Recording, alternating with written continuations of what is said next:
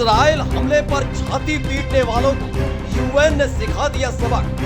मुंह पर दे मारी सबसे खौफनाक रिपोर्ट, मांगा समर्थन करने वालों से जवाब। यूएन के फैसले की धज्जियां उड़ाने वालों की बोलती हो गई बंद।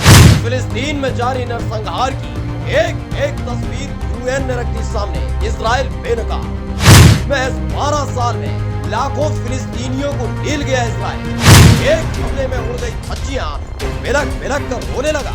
इजराइल से सामने आती एक एक तस्वीर पर पश्चिमी देश ऐसा मातम बना रहे थे जैसे इजराइल बेहद मासूम, बेहद ईमानदार और बेहद साफ सुथरा हो। जैसे उसे पता ही नहीं कि हिंसा क्या होगी। फिलिस्तीनियों को आतंकवादी बताते हुए उनके खात्मे की कसम इजराइल के साथ साथ उसका समर्थन करने वाले लोग भी खा रहे थे। लेकिन हमास ने जो हालत इजराइल की कर दी, उसके बाद तो बत्तीसी के पीछे छिपी जुबान से फिलिस्तीन के खिलाफ गंदगी उगलने वालों की बोलती बंद हो गई। इन सब के बीच यूएन ने एक रिपोर्ट उन लोगों के मुंह पर मार दी है जो खोलकर इजराइल का समर्थन कर रहे हैं, जो मांग रहे हैं दुआ फिलिस्तीनियों के खात्मे की।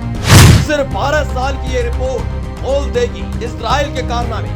इजराइल समर्थक खींच लेंगे दांत, खुद तय करें कौन है आतंकवादी। ये रिपोर्ट गहरे गहरे नत्थू खेरे ने तैयार नहीं की है।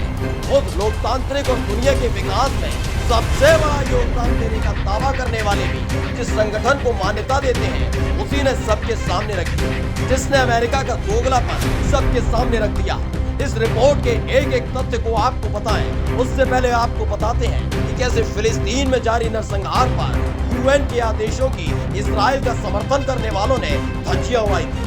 पिछले 75 साल से जारी फिलिस्तीनियों के नरसंहार पर पहले ही यूएन ने साफ कर दिया था कि फिलिस्तीन को संप्रभु और स्वतंत्र देश बनाया जाना चाहिए। लेकिन न, जिनके मुंह में खून लगा हुआ है उनको इजराइल पसंद आ रहा था। एक भी ऐसा पश्चिमी देश नहीं है जिसने इजराइल को उसकी हैसियत बताते हुए फिलिस्तीन की हिमायत की। लगातार होते अत्याचार से परेशान होकर हमास ने फिलिस्तीन की आजादी का वो बिगुल फूंक दिया जिसने इजराइल की नींद उड़ा दी, जिसके बाद छाती पीटी जा रही थी। लेकिन अब यूएन ने पिछले 12 साल का डेटा सामने रख दिया।